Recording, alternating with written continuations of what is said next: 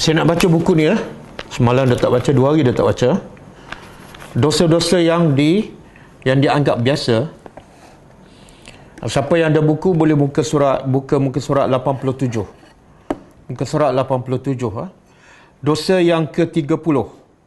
Kata penulis Hafizahullah, iaitu dosa mencuri.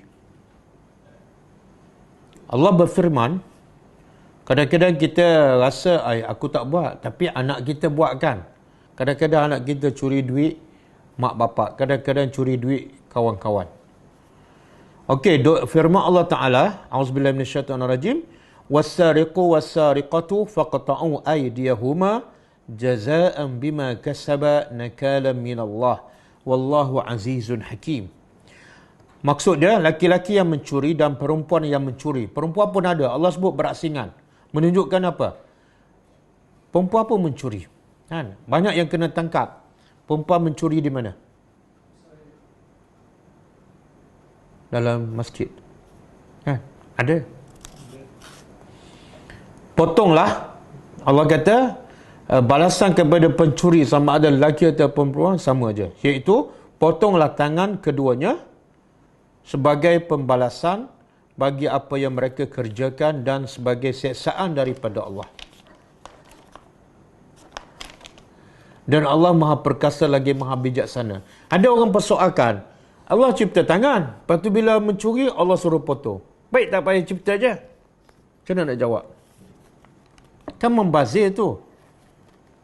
Macam kita buat rumah, lepas tu kita bakar rumah kan? Dia cipta tangan, kalau mencuri pun jangan hukum potong tangan. Bagilah hukuman yang lain. Macam mana nak jawab?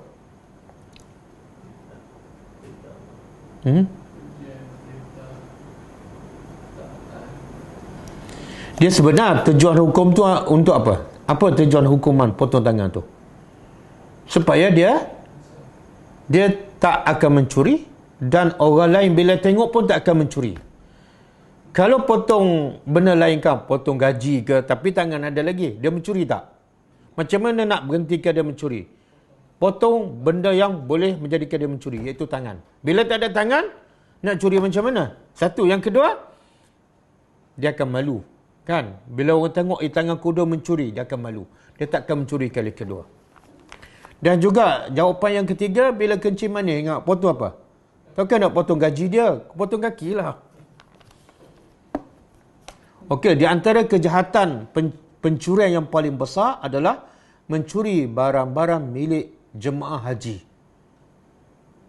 Kenapa paling besar? Satu, dia mencuri orang yang sedang nak beribadat pada Allah. Yang kedua, dia mencuri di tanah suci. Kan? Itu kecurian yang paling besar.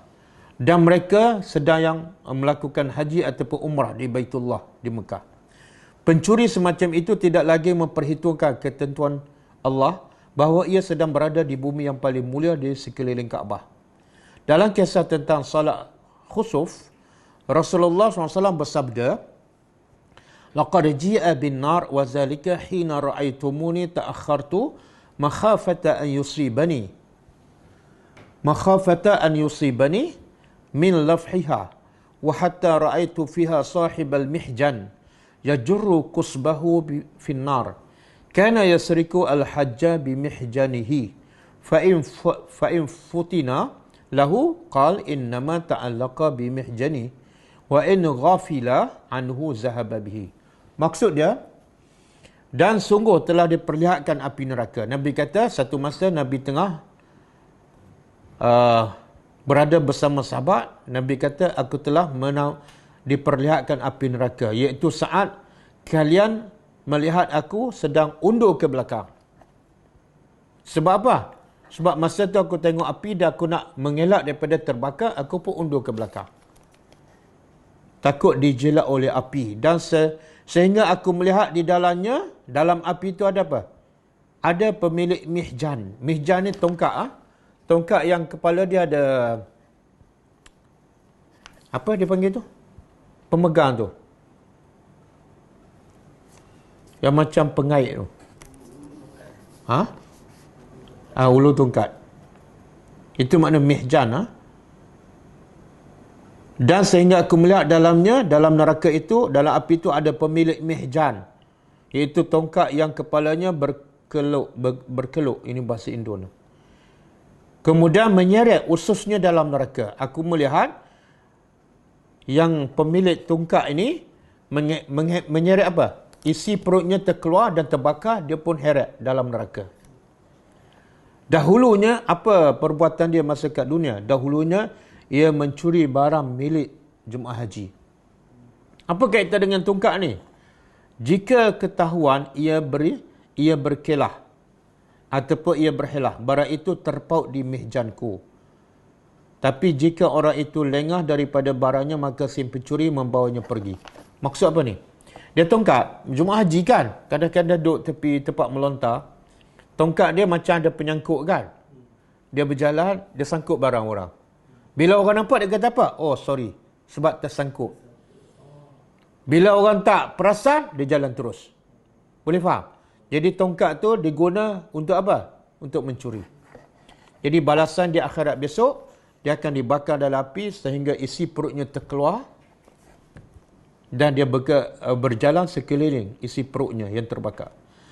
Okey, tetapi termasuk pencurian terbesar adalah mencuri daripada harta milik awam. Curi harta awam. Ini adalah dosa besar. Sebahagian orang melakukannya beralasan kami mencuri sebagaimana yang dilakukan oleh orang lain. Orang ramai buat, bukan saya seorang. Mereka tidak memahami bahawa pencurian itu bererti mencuri daripada harta segenap umat Islam. Kan? Harta kerajaan. Tak apa, kerajaan ni bukan betul pun. Tak boleh. Sebab harta milik umum bererti milik segenap umat Islam. Sedangkan apa yang dilakukan oleh orang lain yang tidak takut kepada Allah bukanlah alasan sehingga mereka dibenarkan mencuri. Tak boleh mencuri sebab orang lain mencuri. Sebagai orang mencuri harta milik orang kafir, alasannya apa? Ini kafir harbi ni boleh curi. Dengan menjadikan kekafiran mereka sebagai alasan. Itu pun sebenarnya salah, tidak benar. Orang kafir yang hartanya boleh diambil adalah mereka yang memerangi Islam sahaja. Kalau orang kafir tak memerangi kita, haram kita curi hartanya. Padahal tidak semua perusahaan milik orang kafir atau individu daripada mereka termasuk kategori tersebut. Okey. Kemudian saya baca lagi bahagian bawah lah, saya ringkas. Sebagai orang meremehkan pencurian sesuatu yang jumlahnya sedikit. Kadang-kadang ada curi benda sikit kan. RM5, RM10. Padahal Rasulullah SAW bersabda, La'anallah as-sariqa yasriqu al-baydah, fatuqta'u yaduhu wa yasriqu al-habla, fatuqta'u yaduhu.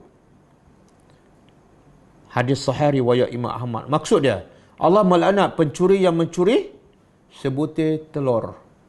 Sebutir telur pun Allah melaknat. Dan tangannya layak dipotong. Dan juga Allah melaknat pencuri seutas tali. Bukan besar pun, seutas tali je. Sehingga dipotong tangannya. Jadi setiap orang yang mencuri sesuatu, betapapun kecil nilai barang itu, harus mengembalikan kepada pemiliknya. Wajib dikembalikan. Walaupun seutas tali. Pengembalian itu baik secara terang-terang ataupun rahsia. Pergi letak rumah dia malam-malam. Secara peribadi ataupun dengan perantaraan orang ketiga. Adapun jika tak mampu usaha maksimal untuk mengembalikan kepada pemiliknya ataupun ahli warisnya, maka hendaklah ia bersedekah barang tersebut dengan niat pahala untuk pemilik barang tersebut. Wallahu alam.